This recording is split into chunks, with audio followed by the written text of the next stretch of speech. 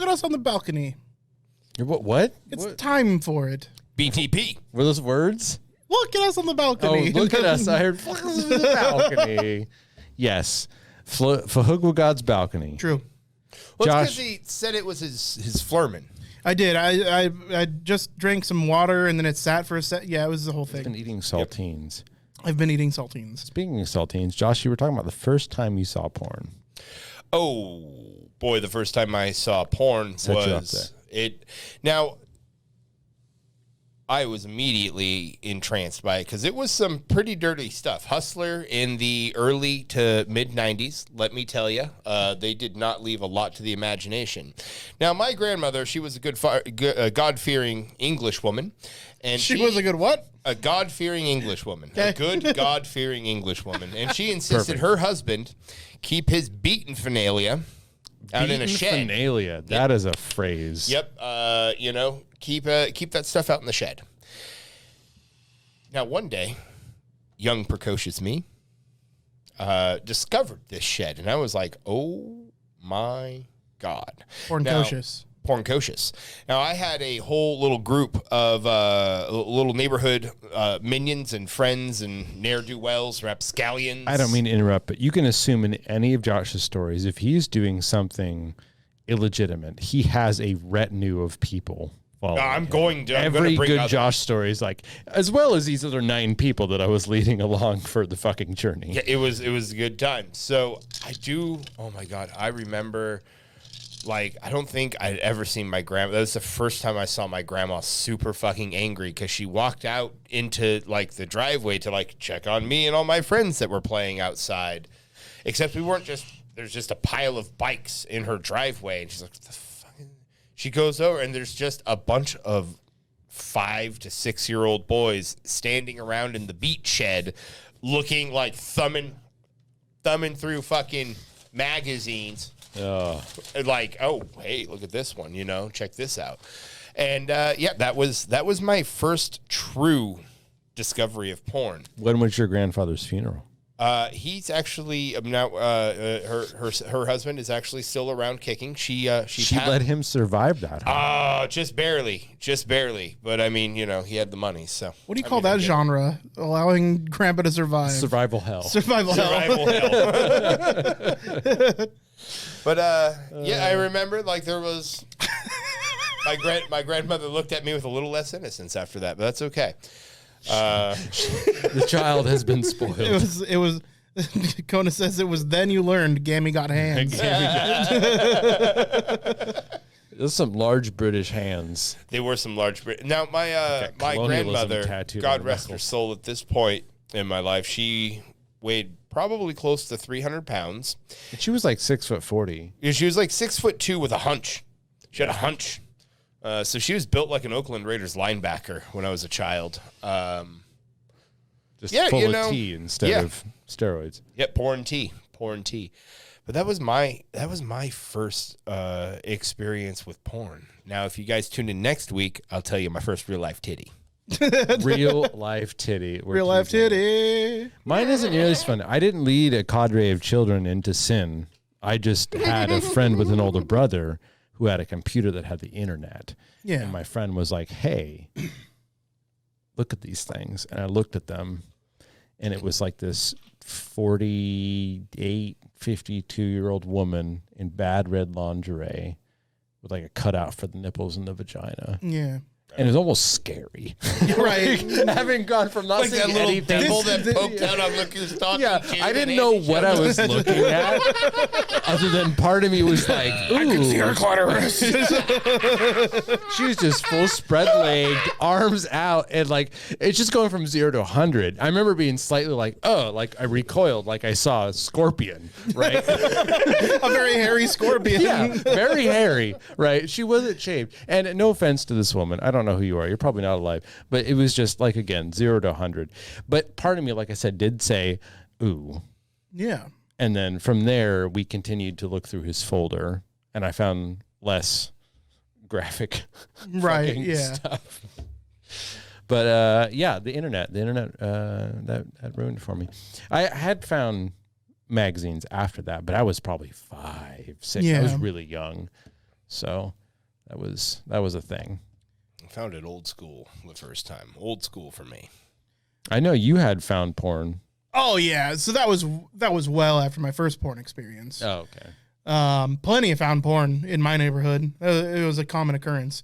One of the most notable was a homeless guy's shack behind a church.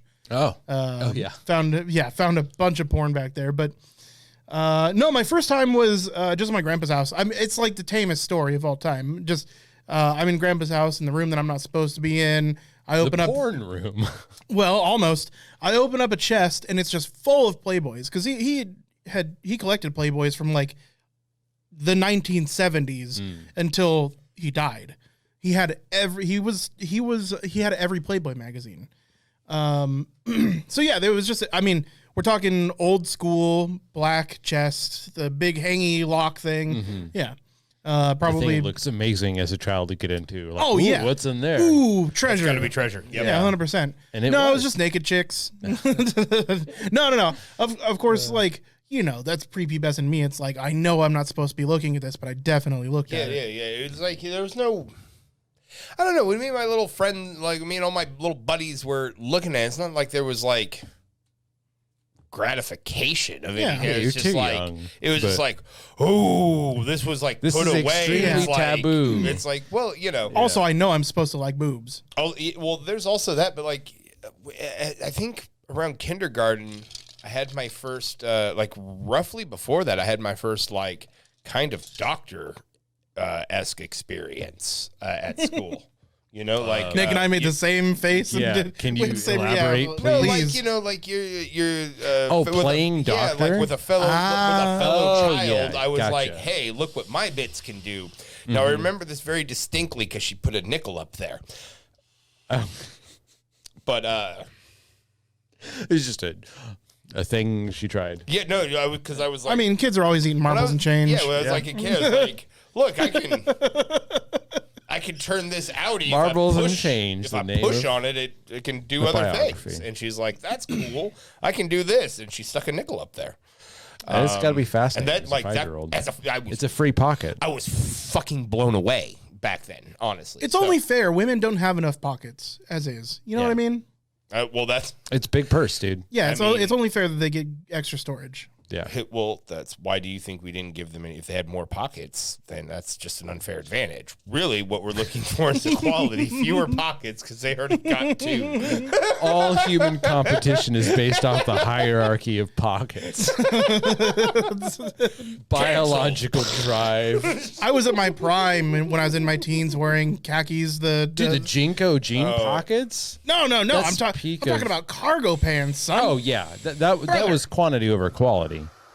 You used to be able to fit a Ford F-150 in those fucking jean pockets. That's true. Like late high school? Yes, but the opening was small. It was pretty small. Yeah, it was It was cavernous on the inside, but it was had a in an small Ur opening. state. It was a primordial Same with my last version. girlfriend. She was in an Ur state? No, small opening, cavernous inside. Oh. So, back to pockets. Yes. We were still on pockets. Big purse. Big purse. Women, you don't need purses. You're welcome to have pockets. We will not think less of you. If you want to put pockets on your jeans, you want to put them on your dress, you want to put pockets on your pockets. We used to have pockets that you reach in the bottom and there was a zipper and you'd open up and there was more pocket underneath. That's allowed. It is okay. It's 2020, 22. Nick doesn't whatever speak year for it is. all of us. Yeah, Andy is against women's pockets. You heard it here. I'm just against pockets. Remove pockets. Well, Yeah, everyone must carry everything like they do limes. honestly, Exactly. dude, I'm not gonna lie. That made it on the list of things I like miss about having a girlfriend. It's like because I had to go out and it's just it Oh, was she had a warm. purse? I was like, who am I gonna get to hold? Did you not want to ruin your fucking pocket silhouette? Okay, yeah, I didn't want to ruin my lines, homie. I'm going out, dog. I'm a single man on the prowl. I want to keep my lines. Stab this fool. So I was like, fuck. I'm a single man on the prowl. I need a girlfriend to hold my stuff. This is Don't want to bullshit. ruin my lines. So That woman looked at Josh and she's like, "Oh, he's attractive. Oh, his pocket Josh, lines are fucking." Just be a trendsetter. Carry a purse.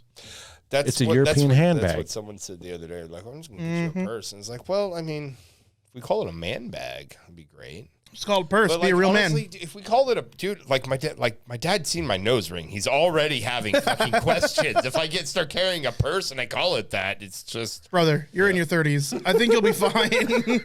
His dad won't be. Yeah, that's fine. Whatever. like, dude. When I described bunting, and like this chick was like, "What's that?" and I was like, "Oh, it's the decorations you have up here." Like I could feel like Obi-Wan Kenobi when Alderaan dies. I could feel a disturbance in the Force. It's like my dad cried out from a great distance. Just out in the woods. Josh, there's a big difference between you and I. You said bunting, and I'm like, baseball? Yeah. Like- I also bunted. I played baseball. I know that. But like, I was just, I don't know. I liked the decorations. They went all out for 4th of July. Is bunting the little flags? No, the bunting's like the frilly. It's the frills on stuff. It's the Isn't that filigree? no. Filigree's what is like etched onto like stuff. What's a duvet? We were talking about like party. Duvet. Duvet is like Isn't that a bed cover deal? it's a cover for, it's a blanket for your blanket, Yeah. isn't it? I don't believe in that. Neither do I. It's but just, it's too much. I know what it blanket. is, sort of. It's too much blanket. You get too hot. It's not cold enough here to need 2 blankets. I was making a toxic male joke because I'm a toxic male. Okay? Oh, do males not what duvets are? Correct. Okay. Robert Duvet. What's next on the list that we were going to talk about? Ticklish spots. Ticklish spots. I am quite ticklish. There are a few spots. I cannot handle it. You have to writhe. surprise tickle me. I mean, is that Like, if I get tickling or is that going, just like, like there's, like, startling? If you get in there and you fucking get me, you can get me. But sometimes, there's times where I can just fucking lock that down. Just lock it down. I had to for a while. I had a girlfriend early on that loved tickling me, and I had to like learn to fight it. But I lost it over time. Yeah, like honestly, like I don't know. I feel like I was more ticklish when I was younger, but now like there'll be times where I'm ticklish, but like I don't know. It feels like when I'm in a playful mood, I'm more ticklish. I guess I don't know. Does that make any sense? No. Kind of, a little bit. I'm extremely ticklish. Yeah. I mean, ribs, like there's just like 4 ribs on each side, kind of right in the middle, that like I just explode. My back can also be quite ticklish. I don't know. Like if someone does like they'll get like like if someone gets in and pinches my love meats. Or my love handles, sorry. Love meats sounded bad. If they get in, they pinch my my love handles or something, like on a surprise. It's like, that's like, oh, ticklish. But tickling's weird. yeah, sure. Absolutely, Justin. We can do that. Yeah. I don't know. I mean, ticklish in all the normal spots. I mean, for the most part, I've tamed out. You do the knee one? Yeah, that is, it's still uncomfortable. It's definitely like where you do like the octopus fingered squid thing on the knee. Yeah. Put them down. But no, What about I've got armpits? nieces and nephews, Like, and they love tickling. And then they're old enough now; they're starting to dish it back, and I have to give them like 10 seconds of letting them tickle me. I'm like, okay, that's enough before I'm gonna like explode. So I'm ticklish all over, but where I'm most ticklish is my belly button. oh yeah, my balls. I forgot to Balls, talk dude. about Yeah, that. I'm really ticklish on my balls So too. let's talk about your belly button first. So if you get your finger in my belly button, it emanates ticklish feeling all over my body, but mostly my dick. Yeah. It feels like somebody's tickling the inside of my dick. Are you gonna talk about why that is, or am I gonna talk about it? You can talk about it. I recently read an article or a TikTok or some kind of piece of content media on the internet that basically said our umbilical system and our umbilical belly button and the cord and all that, like when that gets detached and it's separated now, basically when you stick your finger in your belly button, the way they analogized it, those nerves don't know exactly where you are touching. So they find a spot near-ish by when you're young and determine that as a spot. So like when I poke hard my belly button, I get mostly like a little sharp pain, but I also get like a feeling right above my junk because my body's essentially thinking that that's where I'm touching. So a combination, the fact that you're ticklish with the belly button factor, you said you're getting weird ticklish feeling all over. It's because your body's like, we don't really know where we're being touched. And it's, it's a weird thing. Yeah, it is kind of neat. It's kind of neat. I have words for an ex of mine that just attacked my fucking belly button on the reg. Yeah, mine kind of hurts. It's weird. It doesn't take Mine much does too. pressure. A little sharp little pain. Yeah. Everybody right now is fingering their belly hole. Yeah, please. good on you. Listen, ASMR your belly if you're button. fingering your belly hole, so are we. My advice: go deeper. bottom of my feet, I suppose, would be like a near uncontrollable reaction. Yeah, I suppose the bottom of my feet. It's like it's not ticklish because I put like ticklish with. No, I just put ticklish with like laughter. Like this, it doesn't make me laugh. It's just like it's like a full on. Like I need to get my feet away from that. Yeah, I can't. Physical reaction. I mean, that's. I have a violent tickling. knee-jerk reaction to being tickled. Yeah, like I don't. Yeah, I guess it's tickled, but it's like I don't. It's like there's no giggles or me chuckles. either. It's just No, it's not a fun experience for me. When I get tickled, Surprised uncomfortability. yeah, I'm just really uncomfortable, and it's like I know you're trying to be funny and and I accidentally punt her in the face. Before I do forget, though, and this isn't something I would ever know because, again, you cannot tickle yourself. But my first forays into sexual experience, I learned that my ball sack, my testicles, is horrendously ticklish. Yeah. Like I had shaved everything for the occasion, and I almost leapt into the next room in a single bound. Like ever since then, like I don't know what it is, but it is by far the most ticklish thing on me. And what a horrible curse. That's interesting because I'm ticklish on my gooch, but not my balls. I don't know. tickle me this, Batman. I've never had the Joker fondle my gooch, so I'm unsure. But No, just during foreplay, there was like attention to the gooch, yeah. and that's when I found out that I'm really ticklish in my gooch. Dear audience, if any of you is ticklish on your genitals themselves, please let us know because that's horrible and I want to empathize. VideoGameTango.com. Leave a voicemail. Yeah, you can leave a voicemail about your testicles. Yeah, listen. Please. The feature is your fucking labia. awesome. I'm just Whatever saying. gonads you have that are ticklish, we want to hear about. Or their strife. Yeah, strife as well. Is there anything else that we are required by contract to discuss? Yes, our first beers. Our first beers. So I remember us getting into weed first, and then everyone kind of started smoking cigarettes. This is more like your beer with your dad kind of a scenario, I feel like. Unless you're My literal first beer was with you guys. Oh, damn. Okay. Yeah. I didn't have my dad didn't drink, my mom didn't drink at all. Neither of them. They were completely sober. So I was basically saying like we got into weed and then everyone started smoking cigarettes and it's like, cigarettes. And then we started drinking. I remember having a Mike's Hard is like at Dorian's house. I was like, oh, this just tastes like lemonade. And then I had like 6 of them. And I was like, fuck it, everybody's smoking, let's just smoke. And then it was all downhill from there. And I wish I could go back and, I don't know, Hitler myself. Okay, then. Yowza. Jumped the shark there. What were you said something about a fishing boat? Was that yours? Yeah. So I was, I kind of started to wax poetically earlier. Now my first beer was a bit tricky. It was a bit tricky on my dad's part. So he's sitting there. You? Yeah, a little bit. There's a fun twist to the story. We're sitting there, we're fishing. My dad's drinking beer, and like at some point, I'm like 11, maybe 12, 10, 11, somewhere in that range. And I was like, "Hey, Dad, can I have one of those beers?" And he's like, "I don't see why not. I mean, you're a young man." Blah, blah, blah, blah, blah, blah. I was like, "We're out here." He's like, "Why don't you go ahead and grab yourself one out of the 6-pack in the truck?" I was like, "Okay." And he's like, "Yeah, you can just bring them out, whatever." So like, he grabs one, I grab one, and like, it's like, yeah, for later, whatever. But like, opens mine up, and he's drinking one, and I'm like drinking mine. It's awful, bad, because it's warm. Yeah, it's warm. It's hot. You said it was it's a warm Budweiser beer. And it's like, this is the king of beers. This is low bar. This is bad. This is bad.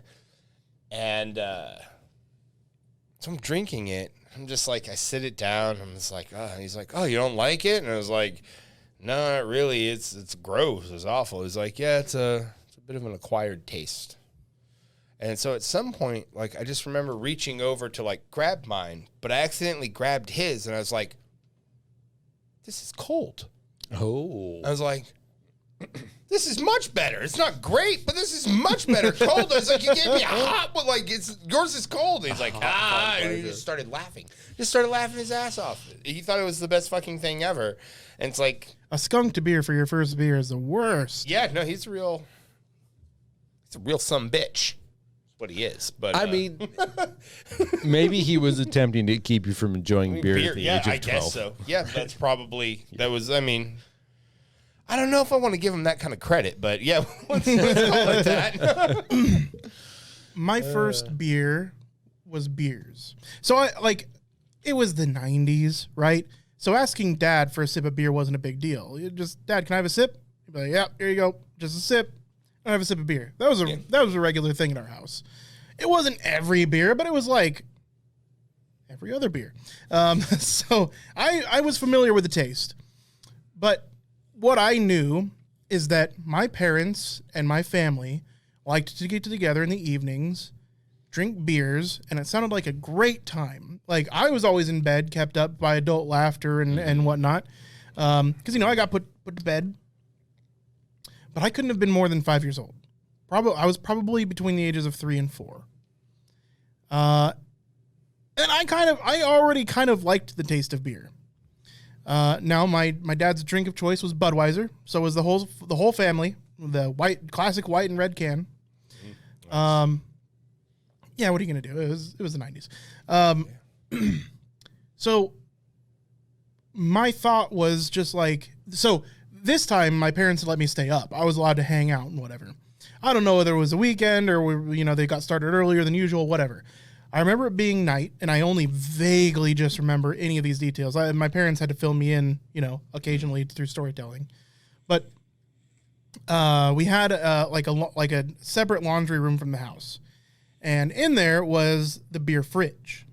Well, I just kind of like wandered off to the beer fridge, grabbed a 6-pack out of the beer fridge, and then I wandered over to the tool shed.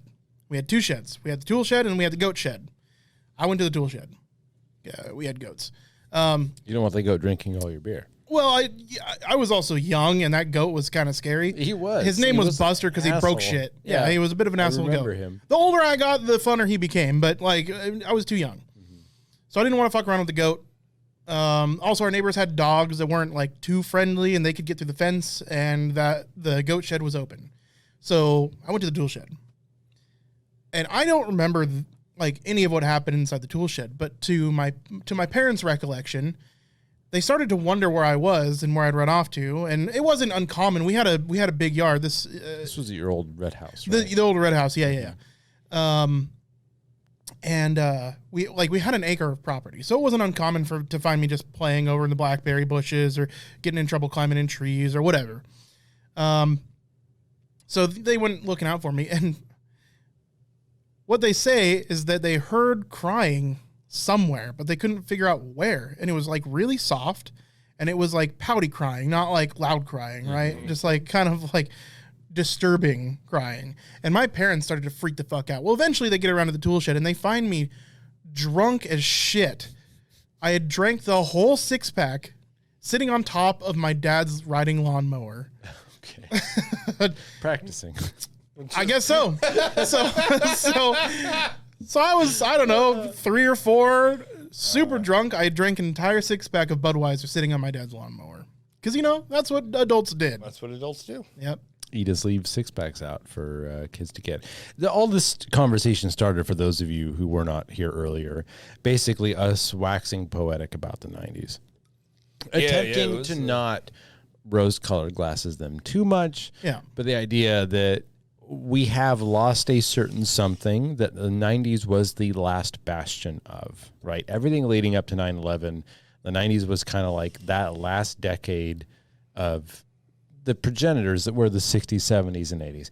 They had plenty of problems, don't get me wrong, but there was certain freedoms and ways things were done or not done that just everything came to a halt once the 2000s rolled around. A general lack of supervision. Yeah, it's really, for better or worse, there was a lot less supervision. The word hover mom was not invented yet. There was a helicopter mom because it was someone who like watched their child all the time and like stopped when they were doing things. Meanwhile, like I said, we'd get home from school, eat or whatever, and you just leave the house. Yeah. And your parents knew you were with your friends in the neighborhood somewhere, and you'd be back by the time it was dark because when you were supposed when the to. street lights came on, or when the sun went down. Yeah.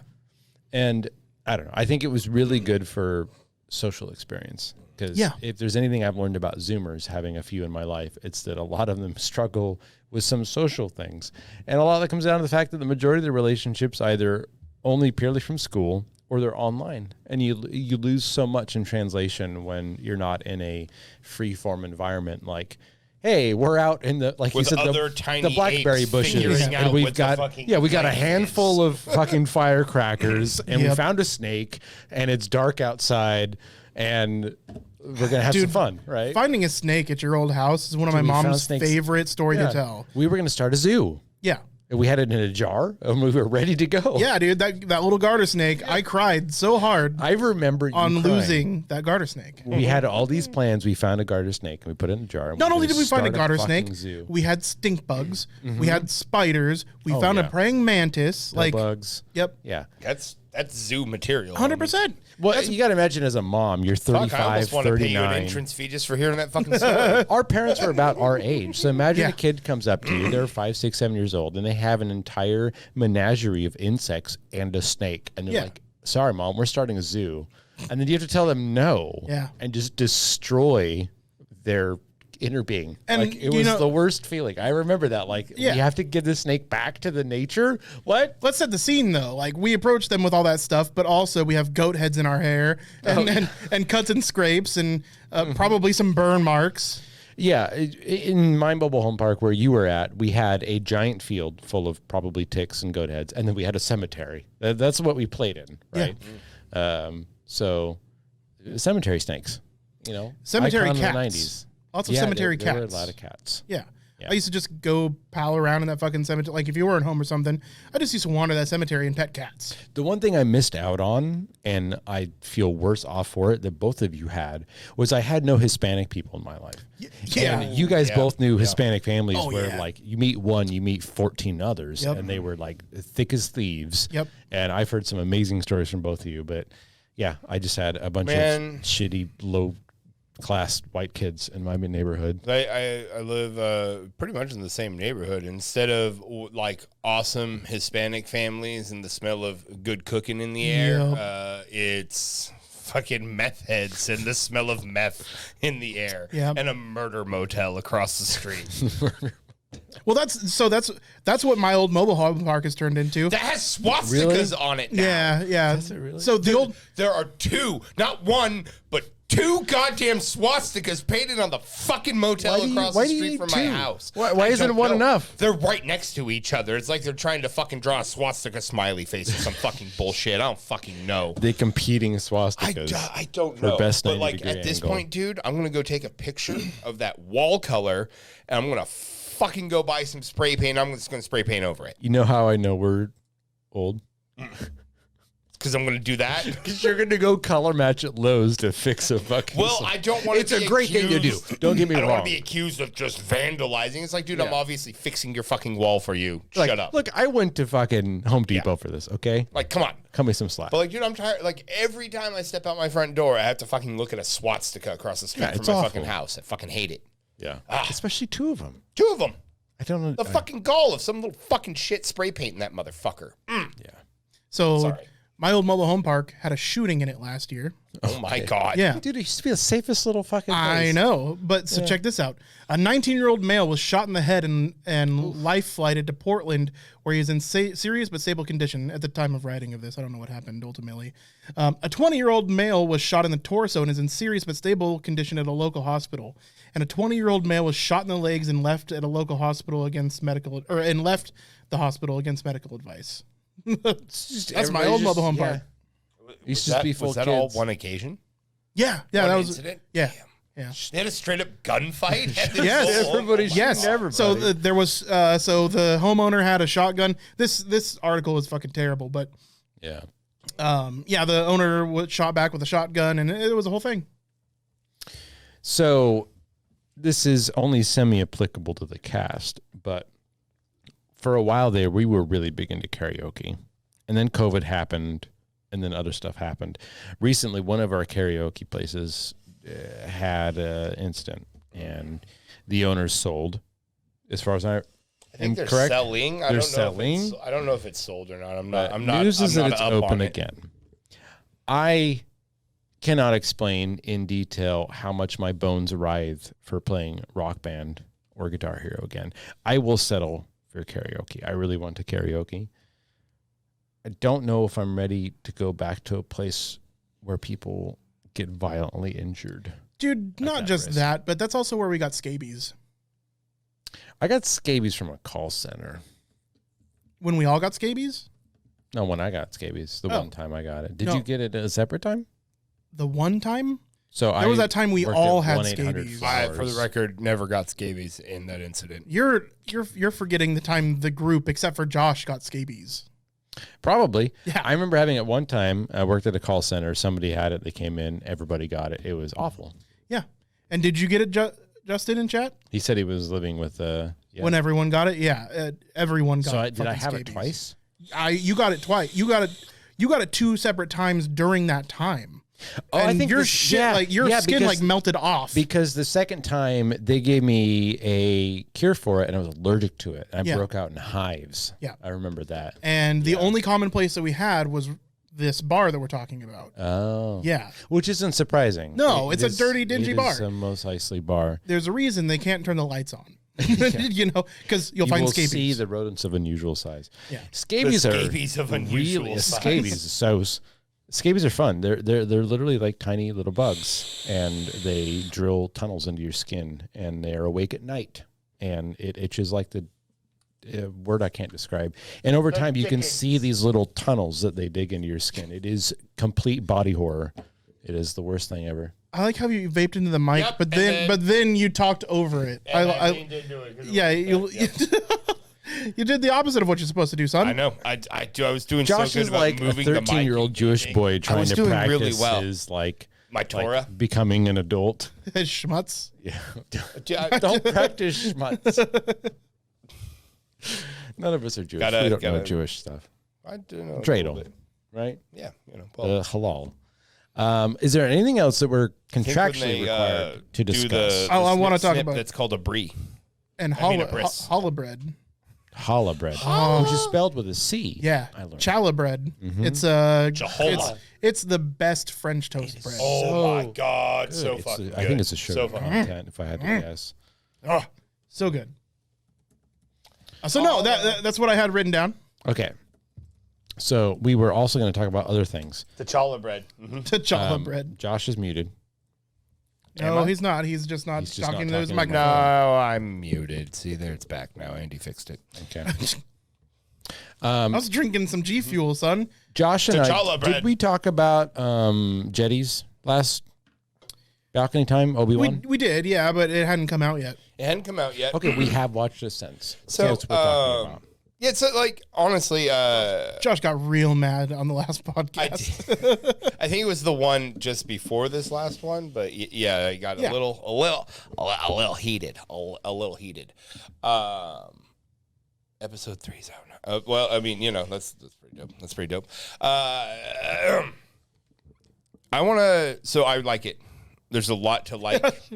Word. To start with Obi-Wan, there's a lot to like. What I don't like, more than any quibbles I have about the show, is how much hate a young actress is getting on. Stupid. Uh,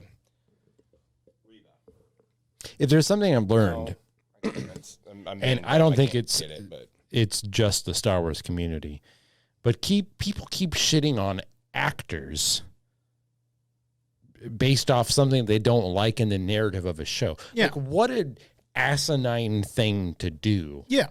right? Like, that's like shitting on like the designer of a sport because one of the players does something you don't like. Dude, you don't send death threats to actors. You send it to the writing staff. Okay. Like, I'm just kidding. Death threats are never okay. Especially, dude, don't be a piece of shit from the fandom, okay? Listen, it's great that you're super into something, like and emotionally impacted by it. But don't fucking threaten people over, they made changes that I don't like. They're acting the way I want to. You're fucking idiots. The problem... Oh, Josh, go ahead. No, go You're ahead. making Josh noises. Go ahead. So her name is Moses Ingram. I hope I'm saying And now, that correctly. is this the child? No, this is the lady The playing Inquisitor? Reva, the Inquisitor, third sister. Now, I'm a little upset about the character because of some information I feel that she has that I don't think she should have. But That's purely in-universe lore. That's purely in It's completely universe disassociated lore. Yeah. from the actor and the character. Exactly, right? So that's my complaint about it. However, she's catching a lot of flack, and this is not the first time that the Star Wars fanboy community has reacted in this way. The actress from, admittedly, Last Jedi is hot trash. You should be angry about it. But it Kelly wasn't Marie Tran. Yeah, it wasn't her fault. It was bad, and she had to leave social media because of the amount of bullshit she was catching. So it's like, you know what? You want people to, like, I love that there's new Star Wars stuff. People are going to stop fucking being in it if you're fucking toxic pieces of shit. That's really all I want to talk about on Obi-Wan. I'm looking forward to watching more episodes, but I do want to point out one thing. Armchair Nick popping in here. I got stuff to talk about. Okay. Well, I mean, I do want to talk about this Obi-Wan more, but just real quick. Yeah. I feel like we are attempting to lambaste the symptom. Again, this can go as deep as you want. If we had multiple hours of balcony time, I'd go more into this.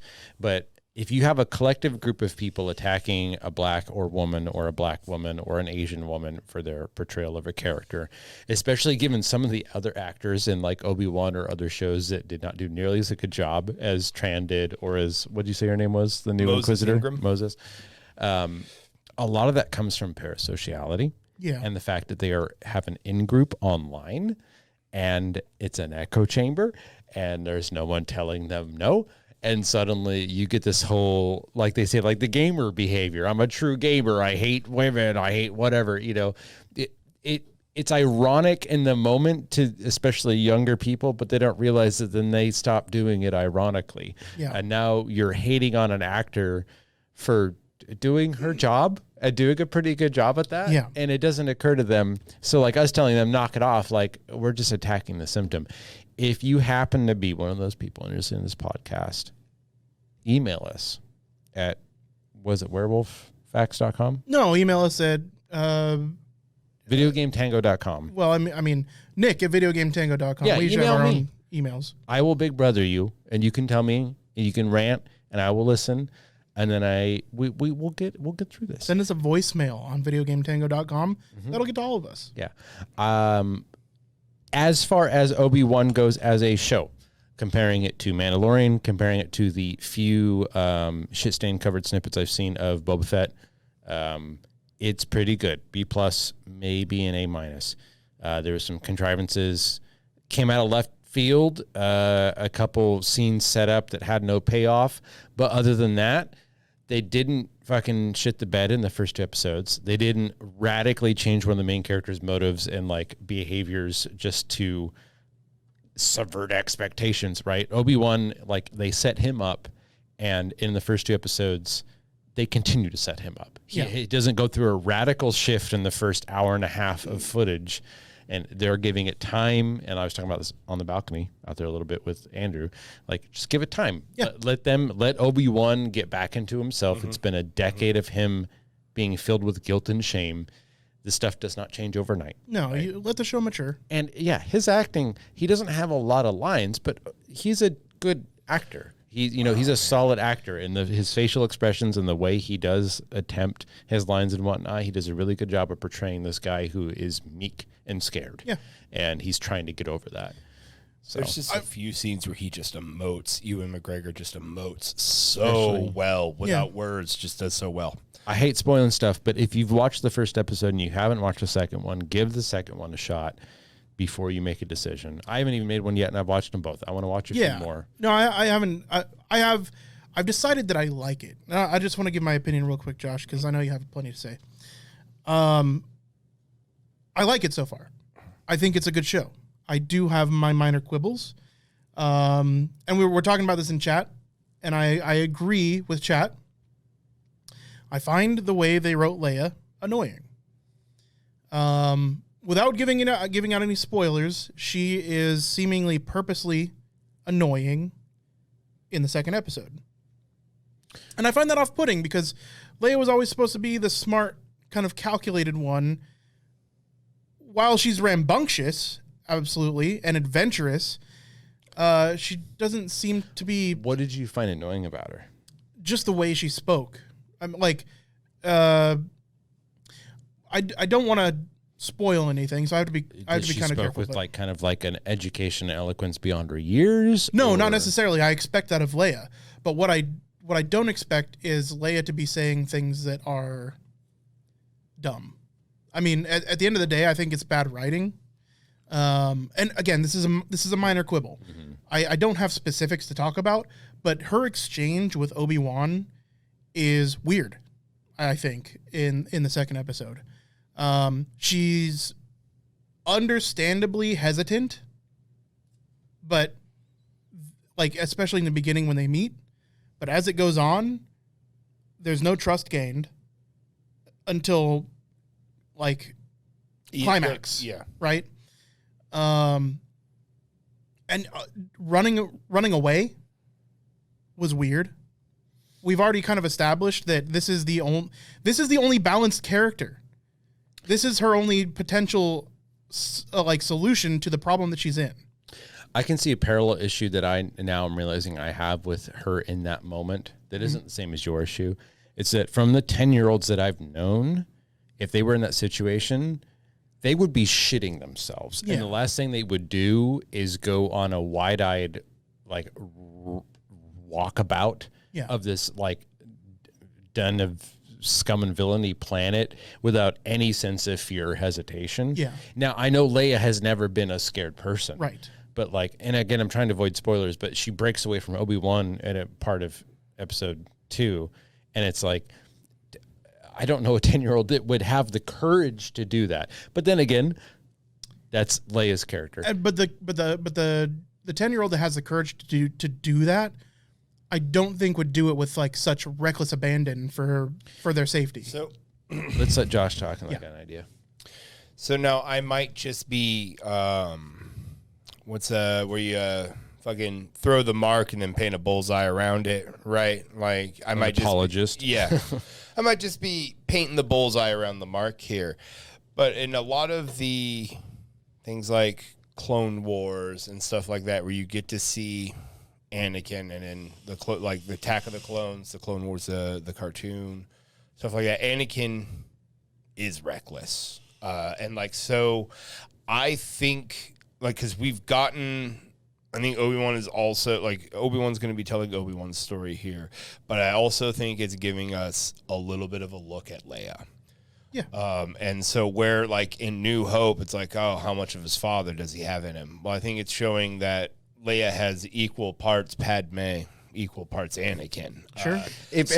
Real quick, if there's anything Obi-Wan does, I might be just being oh, hey, here, they're just I don't know, maybe if they're trying to convey that, but like I said, I might just be painting, but I was okay, that doesn't track off too hard. My number one complaint is that fucking Home Alone chase scene at the end of the end of the first episode. Movie. The first episode there, yeah. Yeah, that was really hokey and really bad. Poor acting from everybody involved. It was bizarre because besides that scene, there's a scene where Obi-Wan meets up with the other guy on the Tatooine planet where he's not supposed to be talking. And there's a few scenes like this that are so out of place and so poorly done, and they just jump back to the good quality stuff. I'm like, was this has to be editing room floor stuff. They had to fit in the scene somehow, and they managed to find a way to do it. But yeah, again, without too much spoilers, Leia has to run away from some bad guys, and she gets to run away for way longer than a child should be able to. Yeah. To the point they said a Home Alone scene. But yeah, it's weird because, like, again, you know, if you can ignore these little scenes, overall, it's pretty good. Like, I enjoyed it. But, like, every once in a while, they throw in this scene where it's like, the one I was talking about in particular, Obi-Wan meets up with this other guy, and it's clear they're being watched.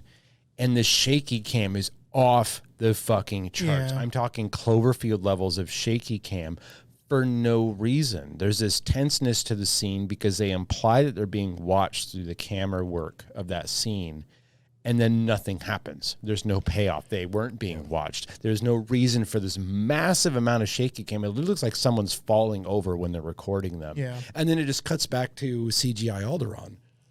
Excuse me. And it goes back to like the weird good show. And I really feel that they probably had some footage and then they had to record like new footage. Dave Filoni made some changes or something. And they're like, okay, we got to fit all this shit together. And it's just so weird. It's so weird to see Disney with the budget they have put out B+ content. Like there's no reason you can't put out A+ content. Like all the time. Yeah. Also, one of my fears was realized in that almost all the set pieces are CG. What do you mean by set piece? Like the sets. So Like the Tatooine set they've reused from Mandalorian and Boba sure, Fett. yes, Like, but that's real. But the entire, without spoiling too much, the entire other place is almost all CG, and to the point where like Gotta be, because the background's like Cyberpunk City. I understand it's gotta be, but that's something that we talked about is the use of practical effects and sets, using sets, right? Which there's almost none of. There are some practical like elements sprinkled throughout, but almost every set is a green screen. I mean, ever since the prequels of Star Wars, LucasArts has leaned hard into time. the CG. Oh yeah, And, you know, the days of practical effects they're over. it's just too bad. Now We still use them, but it's just a kind of a cherry on top of the CG. I do have to say I have to give credit where credit's due. Most of it looks great. Yeah, it never occurred to me watching, and especially in the second episode where they're on that like kind of cyberpunk planet, I never thought, oh wow, that's clearly CG. I don't know if it's my practice in video editing or Probably my is. attempts at creating 3D visual effects, but I notice little things like when they're showing neon signs, how some of them are in crazy low resolution Oh, yes, for yeah, seemingly no I reason. don't pay attention to that kind of stuff I'm watching. Obi-Wan's hidey hole is like there's a practical set where when they're showing the His outside set and was he's way too clean. Yeah, His little yes. cave was like, it looked like it had been freshly painted with sand color. Yes. I was like, they could have worn this down. That's a the little bit. thing is even though a lot of the practical like set pieces aren't worn, they look like they were just spray painted That's new. what Star Wars was based off of, was like a gritty, semi-realistic, like everything's dirty, right? Like this is low-class sci-fi shit. Yeah. And yeah, especially his cave in the first episode. I remember seeing like the carving on the sandstone. And I'm like, this looks like it just got done an hour ago. They've got a wide shot where you can see that Obi-Wan is obviously sitting on a set. Where he's got his legs dangling over the entrance to this cave. He came out of the cave, yeah. And the difference between the set and the CG surrounding the set was egregious to me, to the point where like you can see lines where it goes from set to CG, and I'm like, in that same, I was watching the real life set thinking, man, that looks way too clean. I didn't even think to look at the CG. Yeah. You know, but at the end of the day, we're not their audience, and most people aren't going to notice, and they're going to make money anyways. So I don't know. I love Star Wars, and to be fair, it is delivering more Star Wars that I'm enjoying. Yeah. Like I said, I like the show so far. I'm going to be watching more of it. It hasn't it's definitely piqued my interest. I don't care for Reva personally. My largest and most chiefest complaint about Reva, the character, third sister, is I feel like we're probably getting into spoiler territory. okay. This is a little bit Let's just spoilery. throw It's this a little out there. spoilery. It's a little bit We've already spoilery. spoiled a little bit of stuff, but We're if gonna you're be gonna wrapping watch up the soon. show, watch it before you listen to this next 10 minutes. And if you don't want to listen to spoilers, we're going to be wrapping up like in the next few minutes. you're not You're not going to miss Should I anything. just full spoiler, or should I keep it on? Yeah, we'll full Yeah, go spoiler. ahead. Just They audience have know. their warning. Yeah, Okay. thank you so much for listening. If you're going to leave, we love you. Love you, bye. No, at this point in canon, there's like 4, maybe 5 people that know Anakin Skywalker is Darth Vader, and none of them are third sister. it's like Palpatine, Grand Moff Tarkin, fucking Darth Vader, maybe R2D2, and maybe Grand Admiral Thrawn, maybe. But there's like there is no one who knows he's Anakin Skywalker. Yeah. In one of the comics, it gets like Darth Vader wants to test himself. So they take a surviving clone trooper like unit and drop Darth Vader on a planet, and they reveal to these clones, this set of clone troopers, that like, oh, there's a Jedi there, and they go to fucking like take him down. And then, like, that confirms that for Tarkin, because Tarkin only has suspicions for years. And then he's like, that's fucking Anakin Skywalker. So there's, like, 5 people that know. And none of them are fucking, like, the Inquisitors from any of the, like, comic books or anything like that. These are, like, these are pawns. These are pawns. Maybe like half a bishop. Like, if we're thinking about chess pieces, they are expendable pieces. Like when Darth Vader's training the Inquisitorius, he hacks a limb or a body part off of each of them just to maim them, to show them they don't matter.